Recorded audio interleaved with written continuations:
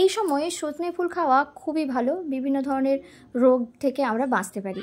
তো এই সজনে ফুল দিয়ে কী করব, শুধু ভাজা খেতে কেমন একটা লাগে, তাই না? তাই ঠিক করলাম একটু অন্যরকম কিছু করা যায়। যদিও এটা আমার রেসিপি না, আমি এটা শিখেইছি মায়ের কাছ থেকে, বা আমাদের বাড়িতে এরকমটা হয়েই থাকে, অনেকের বাড়িতেই হয়।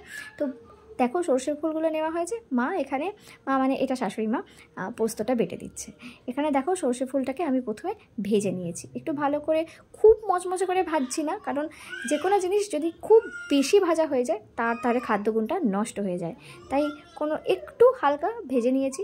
ভেজে নেওয়ার পর দেখো এখানে আমরা দিয়ে দেব পোস্তটা।